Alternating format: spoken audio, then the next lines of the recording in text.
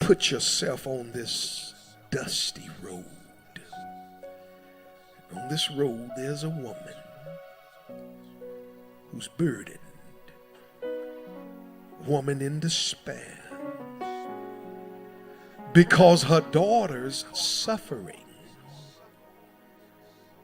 And it seems like Jesus doesn't care. His disciples urged him to send her away. Then Jesus said to the woman, this is cold, y'all. I was only sent to help God's lost sheep, the people of Israel. Now Jesus, he sees this woman on this road carrying this burden and dismisses her. Not once, but twice. And so I just need to pause right there, because if you've walked with Jesus long enough, you've been disappointed.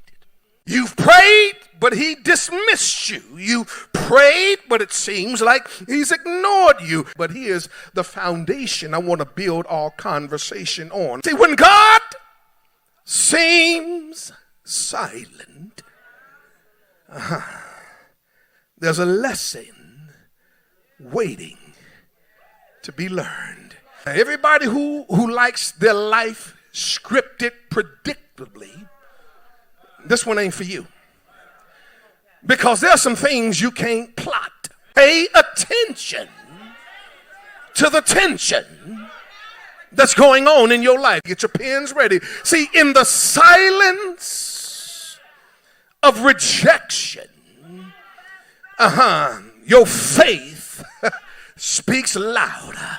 Now, she's rejected 3 times. Here's the first rejection, where I told you I was coming back to: a Gentile woman. Matter of fact, that's a double rejection. Here comes the tension. Gentile woman came to him pleading, have mercy on me. Jesus gave her no reply.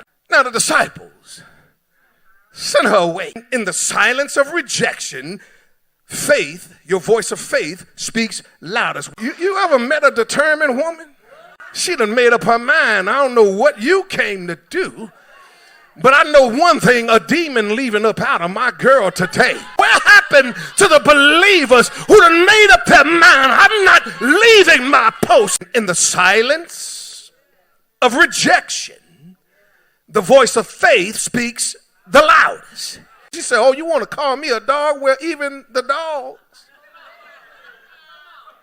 are allowed to eat the scraps that fall beneath the master's table. He seems to be contradictory, but this apparent rejection raises the tension. So you got to pay attention to the tension, because it's the tension that's in the text that we get the lesson that he wants us to learn. But did you know this lesson wasn't for her? He's trying to show the people who've been walking with him the longest, if you want to know what faith looks like, then check out this woman. When we see barriers, or where we see barriers, God builds bridges. You really want to know what my ministry about? It ain't about keeping the Pharisees happy. It ain't about just being a part of the status quo. No, my ministry is about seeing people who are far away from me, but because they've seen or heard what I can do from a distance, that they are ready to give their lives over to Christ. My ministry is about going to those who are broken and shattered and showing them that there can be hope again. My ministry is about taking people who are unlovable. Where we see barriers, Jesus sees bridges. And these bridges are what bring us to his boundless